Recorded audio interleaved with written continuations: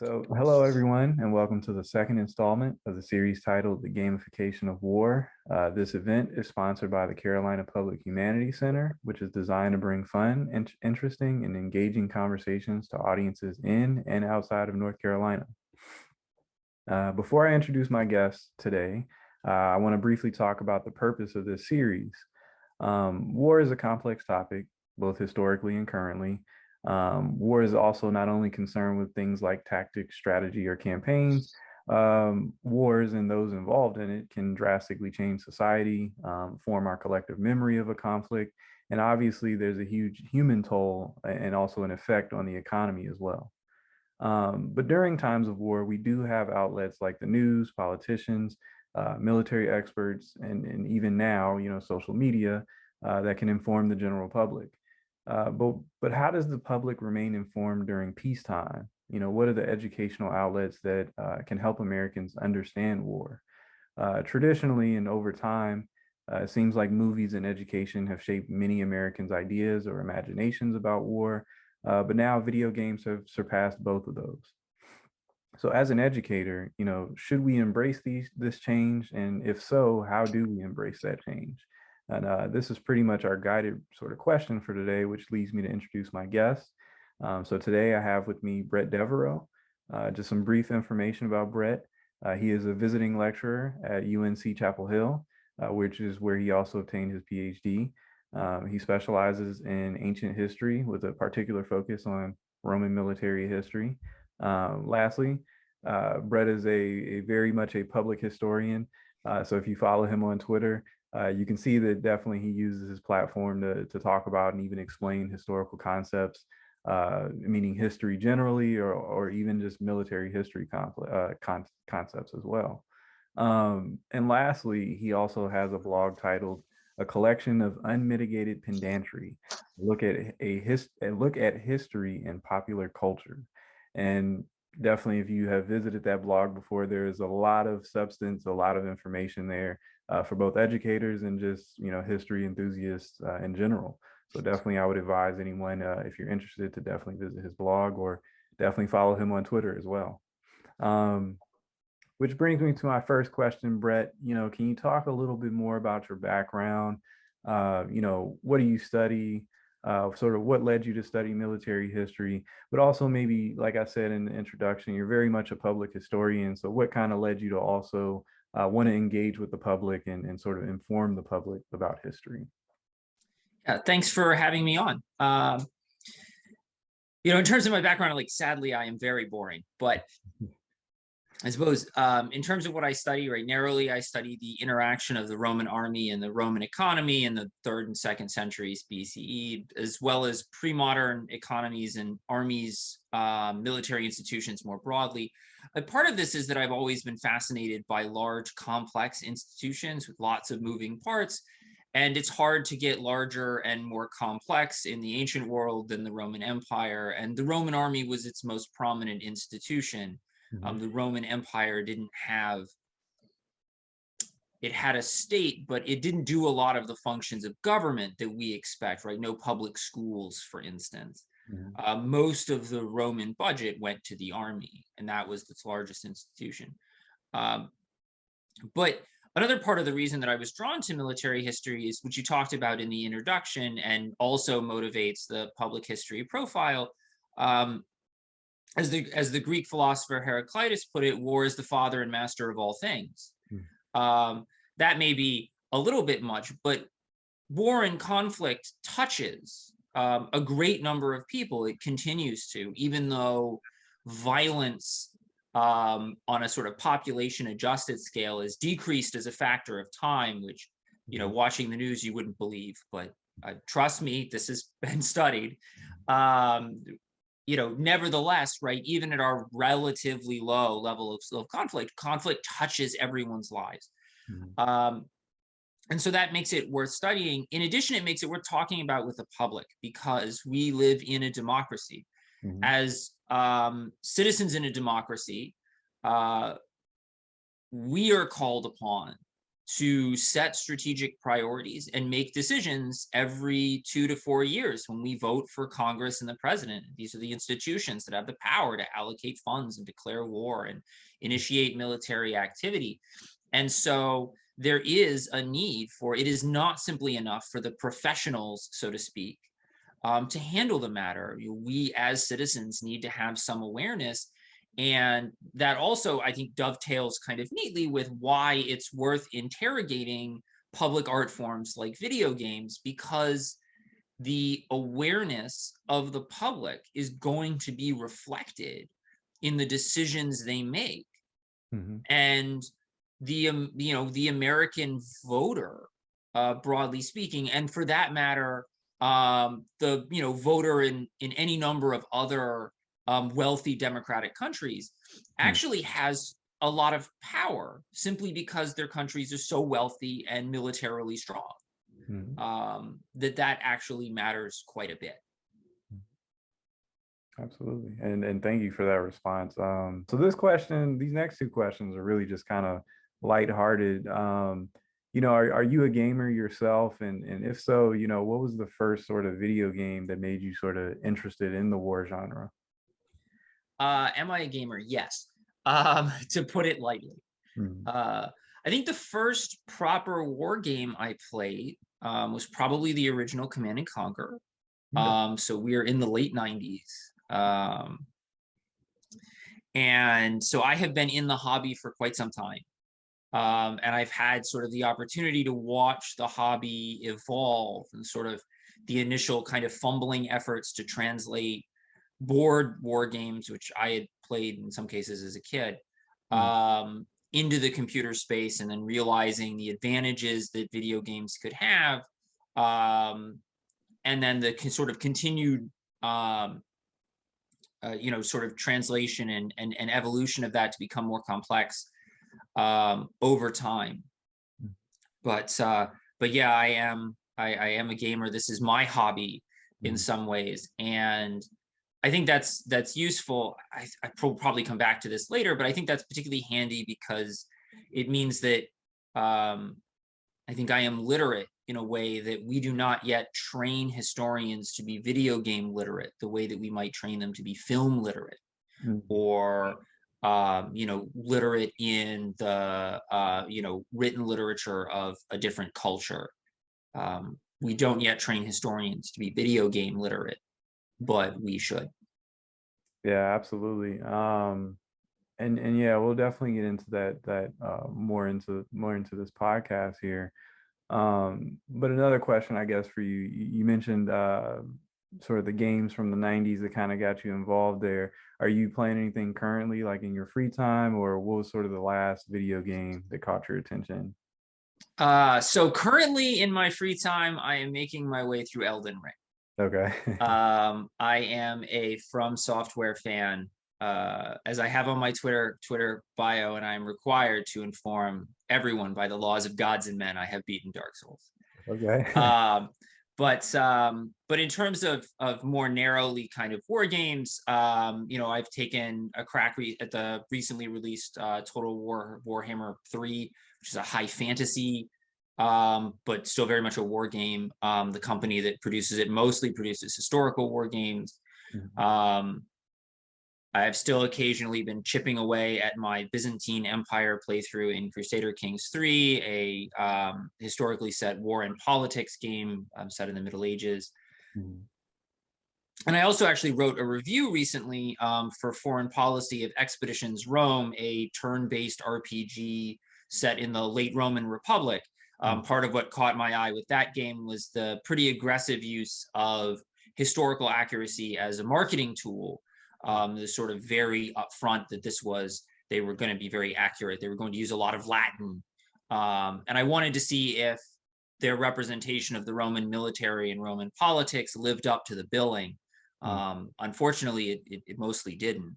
It was just really disappointing. I had come into that game with quite high hopes. Mhm. Um, Alas. Yeah, no, definitely. I would say for myself, even sort of being in a position of being a historian, but also kind of, evaluating the historical accuracy of certain games. it can get very frustrating at times. And also Oh, I mean, the par for the course is disastrously bad. really. I mean, especially, I mean, I mean, there's a tendency, obviously, to a lot of games with historical settings are really sort of historical fantasy, Hmm. as the case may be.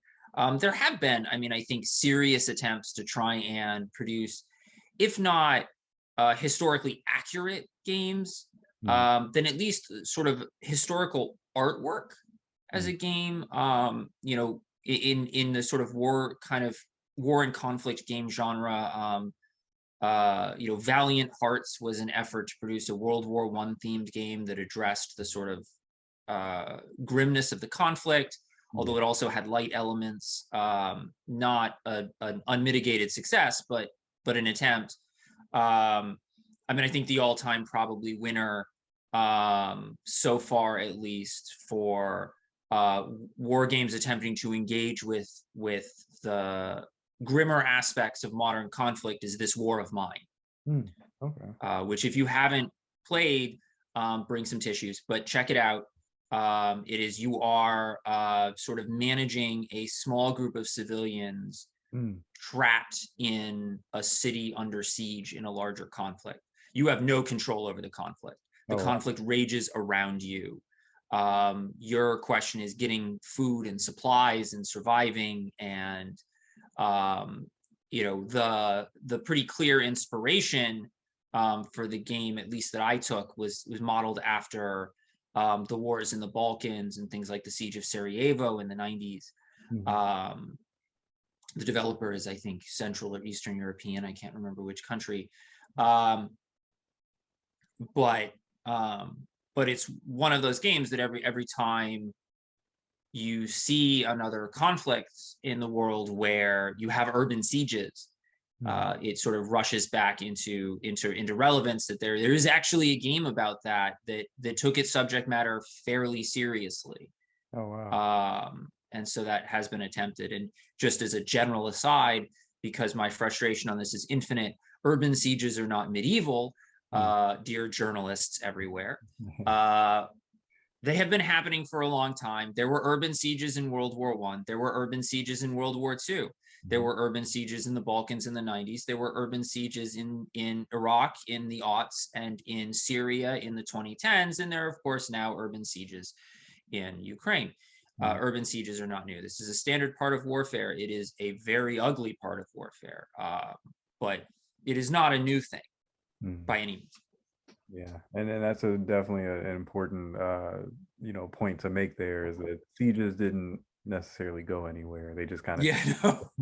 changed as technology changed. But as the game that you were mentioning earlier, I think that's a good caveat into our sort of first topic here, which is this idea of, you know, empowering versus disempowering players. I mean, with the game that you just mentioned, being civilians that are not in control of the conflict, that seems like a very disempowering, kind of game there. So this is definitely something we talked about off camera. So my first question to you in regards to video games is that, why do developers sort of cling to this idea of empowering gamers? And basically, why is this so important to the genre? Do you think too much empowerment sort of distorts or miscommunicates certain aspects of wars to civilians generally? Yeah, so player empowerment is one of the standard pillars of game design that you will see discussed. If you want your players to have a fun time and enjoy themselves, one of the easy ways to do this is to give them a lot of control and to make them feel like they're making a difference and in the game space, and that they're in control. I mean, we mentioned FromSoft, but in some ways, the sort of Dark Souls kind of games are deeply player disempowering. Enemies are always bigger and stronger than you. Mhm. But one thing you'll hear fans of those games always say is that, if you are defeated, it was because you made a mistake, Mm. that all damage is avoidable in those games. Um, and so some form of that kind of design ethos where the player is in control, dominates sort of game design because it produces fun experiences. I mean, war is famously not a fun experience. Mhm. Um, and so, but you see this empowerment principle carry over into war games. Especially if you look at, for instance, first-person shooters, which are by far the most popular genre of war games. Mhm. The player is typically substantially more durable and has a lot wider range of weapons and more destructive weapons than their opponents. This is true whether this is a sort of fantasy kind of experience like Doom, both the older ones or the newer ones. But it's also true when you have something like the Call of Duty games, which are notionally set in either real historic or plausible future conflicts. That the player character has more weapons and it is able to take more damage. Mhm. Um, and indeed in Call of Duty games, all you need to do is stop taking bullets for a few seconds and your health returns. Yeah. Which, famously, the number of bullets that a regular human can tank is 0. Yeah. The first one is usually a pretty big problem for you. And so, this is an element that a sort of decision was made to have that kind of extreme player empowerment to make the player practically a super soldier, in order to give them the experience where they're running around the battlefield, killing dozens, if not hundreds of enemies, single-handedly winning the battle. And of course, this is not how battles happen. Now, I think we need to give some credit to the people who play these games that on some level they know that. Mhm. Um, on another level, both film and video games tend to indulge in the sort of the myth of, well, myth is perhaps a strong term, but this idea of sort of modern warfare, especially, is taking place in these close-in firefights where Yeah. you can see your enemies and shout things at them, and what have you. Um, as we're seeing in Ukraine, very visibly, right? That's not how war has taken place in a long time, but Mhm. it's certainly not how it happens now. Um, you know, uh, if someone wants to sort of like think about this and check this, go back and look at a lot of the sort of drone footage and other footage that's come out of the Ukraine conflict of ambushes and engagements, and ask yourself, in how many of these images are there both Russian and Ukrainian forces? And Mhm. you'll find that they're almost never both of them Yeah. on screen at the same time. It is one group getting ambushed by an enemy they cannot see. Mhm. And that is in fact how war works. You get engaged by enemies you cannot see, Mhm. because they are small drones in the air, because they are engaging with weapons that have effective ranges measured in hundreds or thousands of meters, if not miles. Um, and um, and that's obviously a very disempowering experience that is very different from the sort of experience of a Call of Duty or a Battlefield where the player needs to be in control. And it Mhm. wouldn't be very fun if the player is just like vaguely moving towards the battle space and then suddenly instantly dies because heavy artillery strikes their position from 6 miles away. Yeah. Um, Yeah, I would say that definitely that's a good point, especially just looking at the spatial dynamics of actual real modern warfare. In my heydays of playing Battlefield, the Battlefield series, I guess the only equivalence of kind of not being aware of, who's shooting at you is probably the pesky sniper that's like mhm, somewhere off, hundreds, if not, 1,000 yards away. But for the most part, even in games like Battlefield that seem to get more praise on the console for being more realistic, there's still a sense of like, exactly air quotes of there's still this sense of close quarter combat. mhm. The map is still so big, so much in terms of size, and obviously you can't go outside of it. So that just looking at that spatial dynamic and pairing that with the empowerment sensibilities of the game is very interesting and very, very thought provoking in terms of understanding this empowerment versus disempowerment. Well, and Um, you can also, build on that. You can also kind of see that in terms of the right. It is the pesky sniper, mhm. that is the problem, for a lot of players in these games. Endless complaints about the snipers. But in actual warfare, the thing that is most likely to kill you is the thing that is almost never in these games. It is artillery, and not small man-portable mortars, but fairly heavy artillery pieces have inflicted the majority of casualties in war, or at least the strong plurality of battlefield casualties in war since World War I and onward. And that has just remained true, that artillery does most of the killing and infantry does most of the dying. Mm. One game that actually models this reasonably well, although sometimes disturbingly well, right, is the War Game series by Eugen Systems, which I know we wanted to talk about. One of these War Game Red Dragon is actually sort of literally set in a fictional late 1980s Cold War gone hot in Eastern Europe scenario. And Paul Musgrave wrote a blog post on his Substack, Systemic Hatreds, as the Ukraine conflict was sort of beginning, on the awkward connections he was drawing between this game, because the weapon systems were literally the same. He's like, he's looking at images of the devastation as Russian multiple launch rocket systems engaged, Ukrainian cities, sometimes firing at military targets, frequently quite clearly firing at civilians, just doing some war crimes. And sort of realizing that, he was familiar with those weapon systems because they appeared in the game.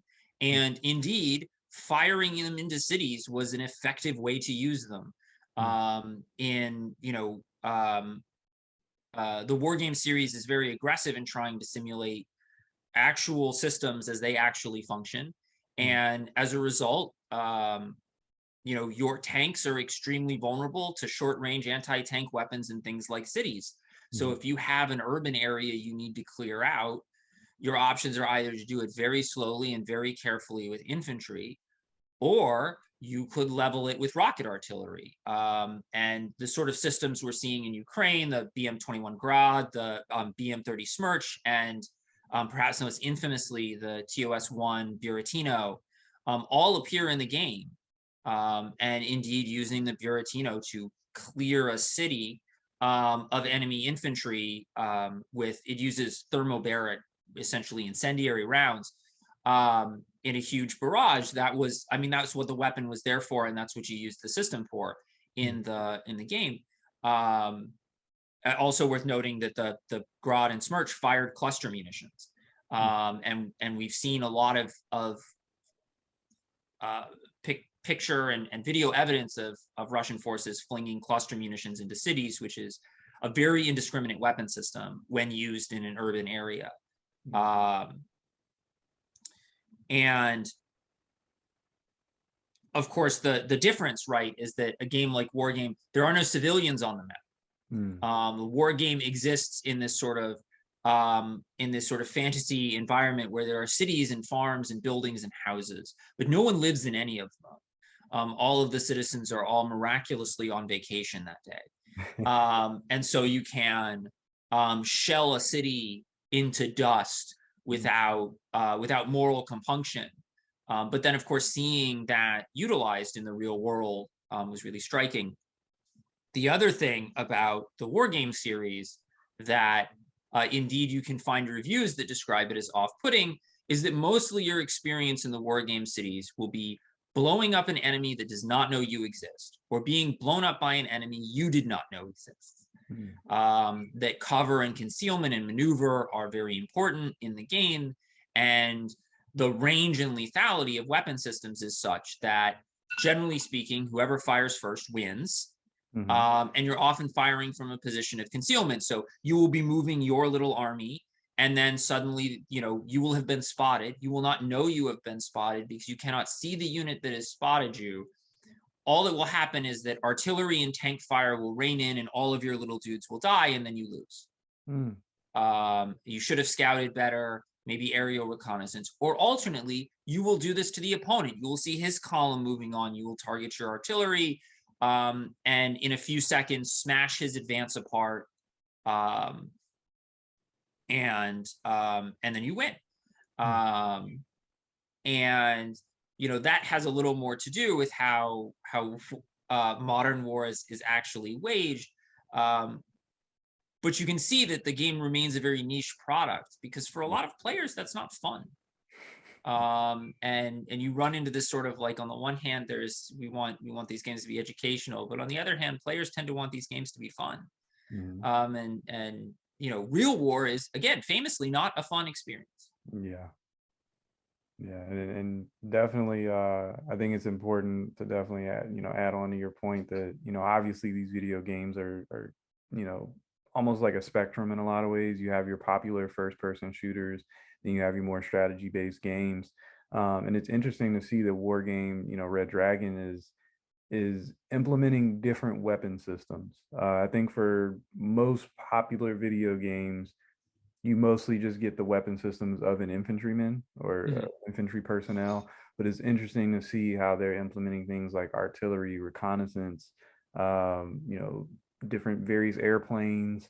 I think even when I watched the trailer of the game, they're also introducing ideas of like supply lines that I think Yes. a lot of people, you know, severely underrate, especially in real modern warfare, concepts. Supply lines are very important, and they've Yes, you have to move fuel and ammunition to the units that are firing. And that can be a way to sort of damage your opponent, is if you can strike at that. yeah, and I think that that's interesting that it all relates back to how first person shooters at least traditionally try to empower the player because you know for first person shooters you can just kind of you know reload whenever at will. You can if you don't have any more ammunition, you just pick up someone else's weapon or you respawn, whatever the case may be.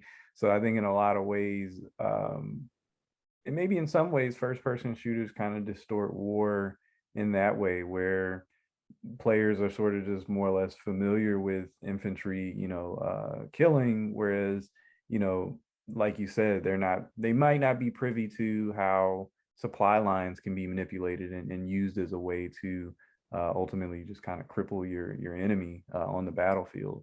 And so my question to you, still sticking with sort of war game Red Dragon, is that looking at this spectrum of games of first person shooters versus strategy based, it seems to me that strategy based games um, are willing to put a lot more into the game itself in relation to warfare and the things that happen on the battlefield. Um, why is that? Do you think that it's just sort of a personal developer choice, or do you think it's the structure of the strategy games, or what are some of your thoughts about that? I think part of this goes to the history of the genre. That the in a way, I think if you come to the genre right now, you have first person shooter games, and then you have strategy games, and they have, in visual styling and in other elements, evolved towards each other in such degree that you can be forgiven for not realizing that they have completely different origin points. Hmm. That the first person shooter genre comes out of Wolfenstein and Doom. There are further roots, but Doom is the father for. In fact, for years in the 90s, game reviewers would refer to first person shooters as Doom clones. Hmm. That was the name of the genre. Hmm. And um, and so um, they come out of a space, and if you've never played the original Doom, the Doom guy, that is the main figure, right, is an absurd, right? He can take dozens of bullet hits. He runs at 60 miles an hour. Sort of. On the flip side, your strategy games come out of the board gaming wargaming space. Hmm. And as a result, right, as those communities transitioned essentially to computers, right, there was a demand for a degree of realism, and there was a push for that. Um, and so different communities play these games, and so a lot of the historically set strategy games have communities that are really interested in at least the appearance of some kind of accuracy, although The kinds of accuracy they care about are not necessarily the kinds of accuracy a historian would care about. If you look at the fan base for Wargame Red Dragon, they care a lot about how correct you are about the number of millimeters of armor on a tank. Mm. They care a lot less about how correct you are, about the broader, social and institutional framework that tank fits in. Um, and so, whereas I think most historians would see the issue in the reverse, that actually more important than how many millimeters of armor on your tank, at the very least, what is your tank doctrine? Mm. Um, and then move out from there. Um, so the two genres emerge from very different starting points. Okay. And as a result, they have sort of very different concerns, even though they have kind of in some ways converged in some of their stylings. Obviously, there's a range of first person shooters that Mhm. engage with actual conflict to differing degrees. Mm. And there have even been occasional stabs at at actually expressing a historical conflict in a deeper way. I think the closest any of the quote unquote AAA first person shooters perhaps have ever gotten to this was Battlefield 1's effort to we're really going to do World War One. Although, there are points you can sort of point to where they didn't quite commit to that. There are, for instance, far too many automatic weapons on the front lines for this is World War One, not World War Two. Exactly. There should be a lot more, bolt action rifles. Um, you can see all 7 or 8 indigenous German tanks in a single battle in Battlefield 1, which is generally a problem, as a side note, with historically set war games, is the tendency to play the hits. Um, and so you often weapon systems that are very famous but were historically quite rare Mm. in various theaters often show up a lot. The same company that made Wargame Red Dragon has a game, Steel Division, which is a similar approach set in the Second World War. And there was one multiplayer match. I remember realizing that it was a 10-on-10 multiplayer match, Mm. and realizing that over the course of the match, I had seen every single Tiger II tank that ever deployed on the Western Front. Because there were a lot of Tiger IIs or Königstiger on the Eastern Front, but very few of them ever made it to the Normandy beachheads. Mm. They mostly stayed on the Eastern Front. So it's funny that this prestige weapon system that played very little role in the West compared to the Panzer IV, Panther, and the original Tiger I, which are more common in the West. This, prestige weapon system overwhelmingly overrepresented in this game. Similar sort of effects in Battlefield 1. So there have been attempts, but for the most part, I think the sort of shooter genre, it remains an entertainment genre, and that remains its focus, Mm. for Absolutely. better and for worse. Yeah, yeah. I mean, the games can definitely be fun, but definitely, as you start to learn more about them, you can see the limitations of them. Which brings me to my next question, kind of sticking with this first person shooters here. Obviously there's the campaign, the storyline, whether that's going through historical situations or almost historical fiction like situations. But it seems like for most, video games like Battlefield, um, Call of Duty, various other first shooters that are very popular, multiplayer seems to be the most sought after game mode on a lot of these games, which in a lot of ways it provides, players with a very team or squad sort of dynamic for the consumer to kind of go out and achieve certain objectives, whether you're playing something like Conquest or Capture the Flag or Team Deathmatch, whatever the case may be. But what are some of your thoughts about multiplayer? Are these games, are there games out there that you feel sort of limit people's understanding of war? And maybe have you played any games that you think, multiplayer does well to kind of communicate some of the different aspects of war?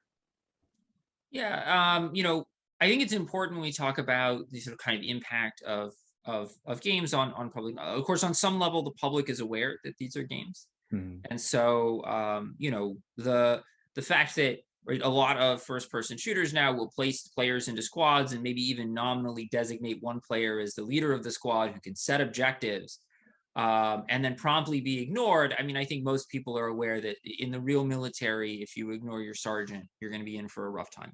Yeah. And so, I mean, I certainly think that that's a factor, although certain very high level online competitive games will establish command and control systems for the purpose of winning, which more nearly perhaps resemble team captains than they do military discipline, but nevertheless, come something closer. I think perhaps the sort of single triumphant example of this, and I know we mentioned this talking earlier before the recording, is EVE Online, this space-based, massively multiplayer game where the sort of competition at the high level of the game requires coordinating hundreds or thousands of players, and the competition is sufficiently intense and cutthroat that you really do get something that begins to resemble a degree of sort of political and military organization, that these groups have leaders and elections and commanders, not obviously to the level of sophistication of the real world, because it's still a game, but a considerable level of sophistication. And the players that want to play and compete at that level are sort of accepting the kind of degree of limitation on their freedom that implies, that they can get yelled at and other people can make them do things. Obviously, as you might imagine, that makes that rather a niche product. Yeah. And again, you run into this dichotomy where the most popular products tend to be pretty watered down, and a lot of the really interesting experimentation happens in fairly niche, independently made or relatively smaller products. I mean, EVE is has a player base of perhaps 700,000, I think, players or something like that, which is not nothing by any means, but it isn't the tens of millions of people that play Call of Duty. And so there is sort of really that variation. I think that it's important to recognize that in most games, the multiplayer space resembles combat less and team sports more. Okay. Because in order to make the sort of the game work, the consequences of the game's combat are intentionally reduced, right? You die, you respawn. Sometimes at the end of the round, but usually in most of these games almost instantly, and your team just loses a point. As in the Battlefield games, you lose a ticket, which was originally a joke on the old World War II slang of having one's ticket punched. Interesting. And that joke has been lost through various iterations of these games, but the points remain called tickets. It's another example of where like my gray beard is growing off of my face now that I'm old enough to remember Battlefield 1942, like the original in this franchise. I played that one. Okay. When the joke in calling them tickets was still a thing. But I think that at the same time that does provide, as a lot of popular culture does, a theme park version of war, which does not much resemble the real thing. Yeah. Even as the developers will lovingly duplicate real weapons and other equipment down to individual screws and bolts, the actual experience of the game has relatively little to do with that. I mean, you just think about in a firefight, one of the key statistics that people will talk about for these games, this is a term you'll see in the competitive community, is, quote, time to kill, which how long does it take firing on an opponent in a first-person shooter for them to go down? And so, for instance, in your Call of Duties, time to kill is relatively short. In a game like Counter-Strike, it is almost instantaneous. And then in a game like Doom, time to kill is much longer, or Halo, right? Halo's time to kill is much longer, and this affects game feel. But again, in the real world, time to kill is instant. Yeah. It is zero. Conceptually, the bullet reaches you before the shockwave it created breaking the sound barrier does. And that's a different experience, to say the least. Yeah. And just a follow-up to that, you mentioned the time to kill. In my first interview with John Regan, we kind of broached this subject as well, but as you mentioned, first person shooters are very much entertainment, but like you said, with the time to kill, obviously the game itself lacks, I guess, for a lack of a better word, it lacks the emotional aspects of war. I mean, your ability to quickly gun someone down or keep gunning someone down for an allotted time during multiplayer. Whereas you said, like you said, in the real world, time to kill is instant. So in a lot of ways, I guess that's definitely a limitation that I see with multiplayer, even though it's a team-based kind of game, is that time to kill obviously doesn't replicate real life, or there's nothing to kind of substitute for the realism that obviously soldiers or other infantrymen have either historically or either currently right now see when someone is gunned down, basically. Right. You don't experience, right? I mean, the as you say, the emotional attachment, also just generally the impact of emotions in combat. One of the um one of the statistics that I find occasionally useful to trot out: after World War II, studies were done about what made a tank more likely to win a tank on tank engagement. And the answer wasn't firepower, it wasn't armor, it wasn't the quality of your tank, it was who fired first. And part of the reason for that is that, as one YouTuber puts it, the tank that is fired upon is having a significant emotional event. Oh, wow. Right, even if the first shot misses, the tank that has fired the first shot is already correcting its aim and preparing its second shot. The tank that has just received fire is confused and panicked in a way that just doesn't happen in a game setting, generally speaking, especially not for more experienced players.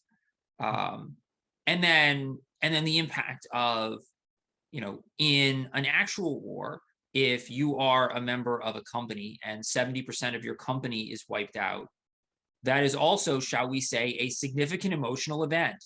Yeah. That's a life-changing emotional event. And in a first-person shooter, like, that's halfway through the round. And you can even see this in, for instance, some strategy games. You take like the Total War series of games. One of its fudges, even in its historical entries, is that unit morale is preposterously solid. That units, you'll have a unit of 120 swordsmen, and they will only run away when there are 15 of them left.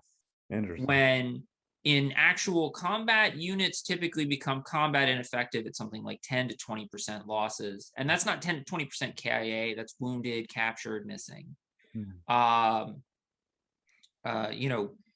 Casualties in ancient battles, unless in the actual fighting, are often single digits, low double digits percentages, because war is terrifying and people run away. Yeah. And that wouldn't, I suppose, create a fun game experience. And so you tend to get engagements that are also in video games that are weirdly, wildly more lethal than real world engagements, because no one runs away. Whereas in the real world, people disengage when they start losing, and soldiers are rendered just combat ineffective. One of the things that's always struck me in the narratives of the First World War is how frequent are descriptions of soldiers driven literally senseless by artillery barrages, that they have been in their dugout getting shelled for a week, And when the shelling stops, they're not mentally capable of anything. That is not something that happens to you in a video game. Yeah, And that is a real factor in war. absolutely, absolutely. And so I wanted to kind of shift gears. You kind of started bringing it up in your last answer, but the next question that I have for you, it seems like modern war depictions, especially within the last 100 years or so, anything with basically an automatic or bolt action kind of rifle is very much popular. But as a historian of Roman military history, how do you feel about either, the lack of representation of ancient warfare in games, but also do you feel that ancient warfare games, do you feel that there's an element of empowering or disempowering players in ancient warfare games as well? Yeah, I think part of this is also just games as a genre. Like films are driven to film things that are filmable. Yeah. Games are driven to represent things that are easy to represent, and we figured out in the medium very quickly how to do shooting people. Mm, And that was the kind of game element that a video game engine with a physics engine can handle very easily and is easy to represent. mm, Um, Games have really struggled to represent combat with contact weapons, mm, which makes the pre-gunpowder era really difficult. And the early gunpowder era is difficult because players do not want to spend 30 seconds reloading between shots, as a rule. I mean, there are exceptions, right? There's hold fast is out there for you if you want to do that. There are a couple of Civil War shooters where you can spend 10 seconds reloading between shots. But as a result, sort of getting that kind of getting contact weapons to work in a way that is satisfying has been tricky, and a lot of games have struggled with it. I think that is limited to some degree. So a lot of the entries in the ancient world tend to be strategy games. mm. Even here, though, the coverage is very uneven. There is a lot of Rome. There is a little bit of Greece, Yeah. and there is very little of anything else. Mm, Very little set in the Bronze Age. When you do get things set in the Bronze Age, it tends to be like Total War Troy, where it's set in a fantasy version of the Bronze Age. You know, Achaemenid Persia, the Assyrians, Bronze Age Egypt don't get a lot of attention. Again, the tendency here of game developers is to play the hits. yeah. Often very anachronistically, like there is a tendency, like we're going to make the game about Rome. The Romans encountered the Greeks. And so we're going to put the 5th century Greeks that everyone knows in this 2nd century game about Roman imperialism. Both Total War Rome games do this to one degree or another. Like, here are some random 5th century hoplites on your 2nd century battlefield. Where did they come from? Interesting. What time warp have they been in?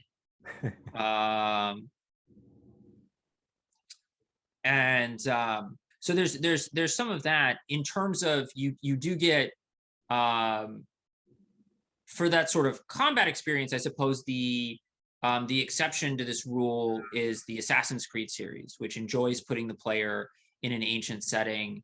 I have critiqued the Assassin's Creed series to some degree on my website because I think it really indulges often in a theme park version of history.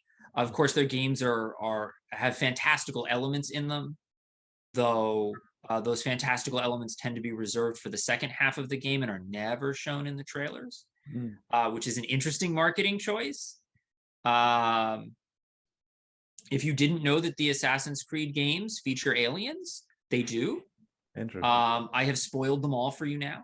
I mean, it's like 10 years, but it's never in the trailers or the promotional material, which always feature the historical setting.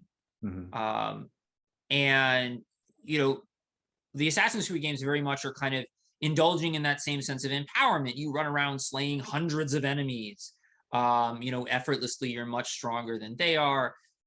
The combat you're doing generally has very little to do with how the weapons in question were actually wielded. Mm. Um, Almost no game has efforted to do anything like actual systems of using contact weapons.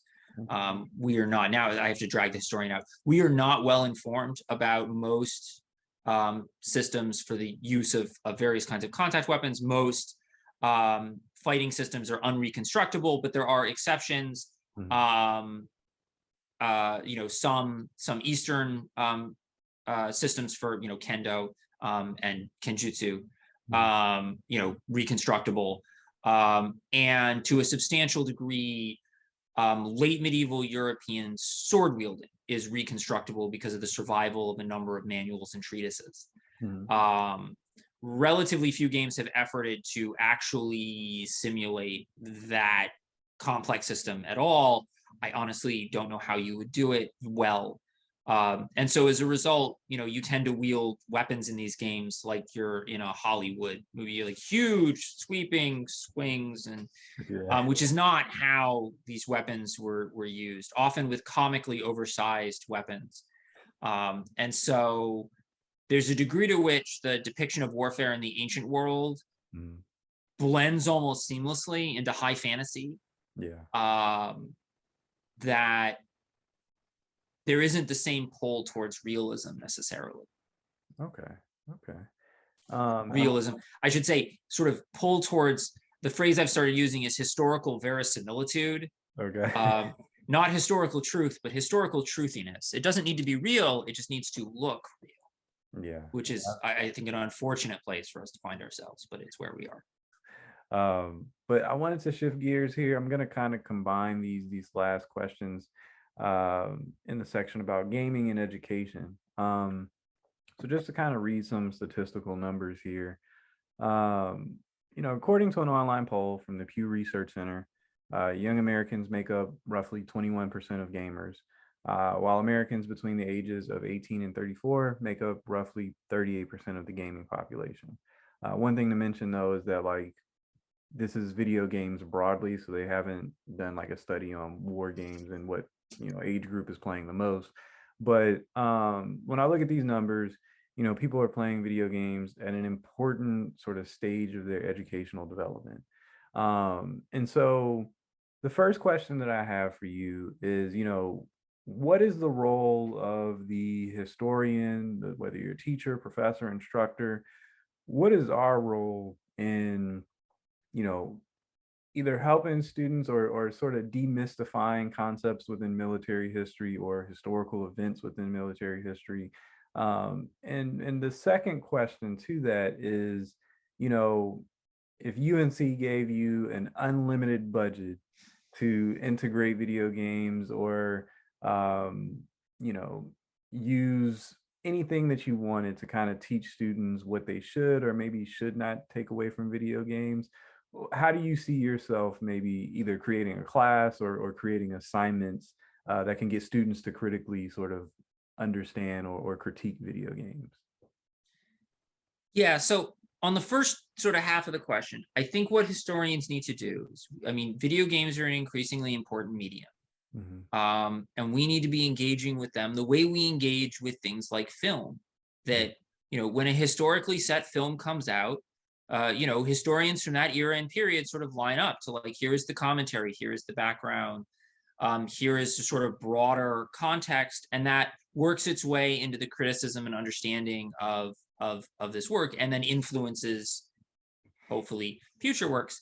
We need to be doing that with games as well, and so far we're not, in part because, right, there's a sort of age lag where we're often not familiar with these sorts of games.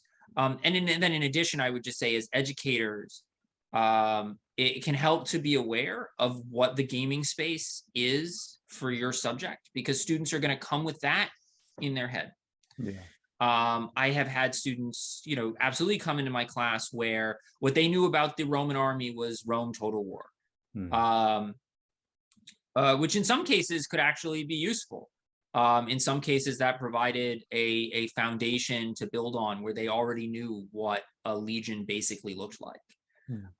In other cases, you may be pushing against assumptions built out of video games, where students think they know things and don't. Part of what actually got me into a long series of commentaries on a series of games by Paradox, series of historical strategy games, was precisely that another I think political scientist at this point, but he had been teaching history classes on early modern European politics. Essentially went on Twitter and was like, "What the heck is a Europa Universalis for, and why have all my students played it?" And as sort of a realization that, and this is the other thing, that as historians, we need to be producing analysis of these games for other historians that don't. So that, so I produced a very long form discussion of this essentially for that kind of audience. So like, if your students are coming into your early modern Europe class and they have EU4 on the brain because it is the most popular early modern European strategy game, here are some of the ways that it understands the history of this period, for better and for worse. And that you can then kind of be thinking about, okay, how do I teach with and against some of the assumptions that are going to come out of this space? In terms of kind of teaching with games, EU4 is actually a good example. I often wish that EU4 were a little more approachable for new players, because I've always had this idea of using it as an excellence. It's a remarkable simulation of what in neo-realist international relations theory is described as interstate anarchy. The game's systems are set up to create an anarchic condition, which makes sense. It's simulating European imperialism from 1440 to 1830. So like, yes, this was a system of interstate anarchy. And the game at no point gives the player a win condition. It's like, here, you're running a country, go for it, see what you do. But the very pressures of the condition push players in the direction that you would expect based on the theory towards a situation where, as Kenneth Waltz put it once, war is normal. Because states are continually forced to militarize themselves and expand in order to generate a margin of security against their neighbors, who are forced to expand and militarize themselves in response. And that process just ends up creating this kind of war of all against all at the state level, in which the choice is to play the empire game or lose. You can become a great empire or be conquered by one, and those are your only choices. It's sort of a really brutal political framework. But again, modeling European imperialism 1440 to 1830, there's something to it. Like I said, it's unfortunate the game is not very approachable for new players. More broadly, one of the things I have been toying with, which I would like to do at some point in some form, is designing a course at a more advanced level about learning game criticism, about learning to analyze, games, particularly historically set video games, because obviously that's what I'm interested in. Because we teach historians how to analyze texts and films and other works of popular culture. For the most part, historians, we don't teach them to analyze games, where meaning is often carried as much by mechanics as it is by imagery or dialogue or text.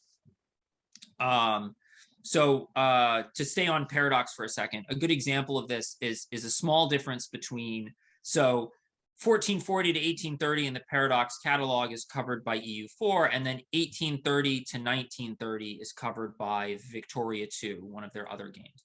Victoria 3 is coming out at some point. These games are very similar mechanically, but there are small differences between them. And one of the significant differences is the way they represent population. Mm, In EU4, population is abstracted away, and you simply have a manpower pool that you can recruit soldiers from, which replenishes over time. In Victoria 2, however, population is simulated. Your population is divided into pops, each of which represents a discrete group of people. And when you recruit soldiers, you recruit them out of those pops. mm, That means that in Vicky 2, population killed in war is gone forever. Their mm, production, their future children, their contributions to your society are lost permanently. mm. And that's not true in EU4. And as a result, these two games have very different attitudes towards war.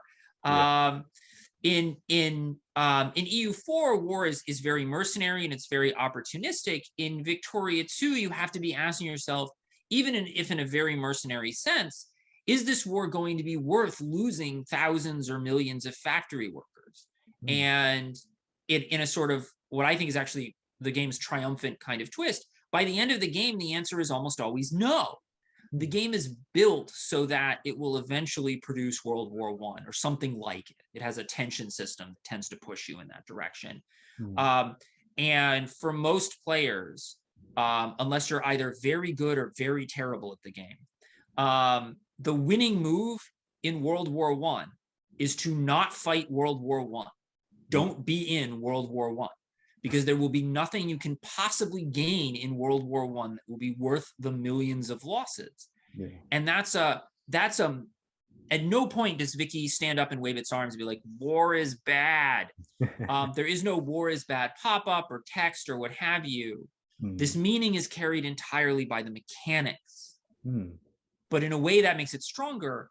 But that sort of analysis that I kind of just did is something that we don't train historians to do that yet, right? We don't generally walk through, like, let's talk about analyzing game mechanics mm. and the meaning that they can carry. And so historians are often not well equipped to approach that kind of pop culture. And so all of that is a way of saying I keep toying around with the idea of kind of setting up a course where what we'd be teaching is like, let's analyze the meaning in games and how this medium works differently from print or film or radio or what have you, Mm. to convey meaning. Absolutely. And honestly, I mean, definitely when you do that course, I would love to be a part of it. Like, I don't care if I have to just sit in all the way in the back. I would really enjoy something. That is all the time we have for this segment. Brett, I want to thank you again for taking the time out to be a part of this conversation. A lot to think about, a lot to kind of chew over before we get into the larger panel, which Brett will also be a part of. For those of you who are interested in following Brett on Twitter, I will have his Twitter link or URL in the description section on YouTube. So if you want to click over and follow him on YouTube, I'll also put his website page from the UNC History Department also in the description. And also in his Twitter bio, you can also find the link to his blog if you are also interested in any information. Also know you have a guest writer function on your website as well. I do. Infrequent, but I'd like it to be more frequent. So So yeah, uh, if you're a historian, please feel free, reach out to Brett, ask him if you want to be a part of posting any information on his blog and yeah. So once again, Brett, thank you for being a part of this. thank you for having me. This was great. You're welcome.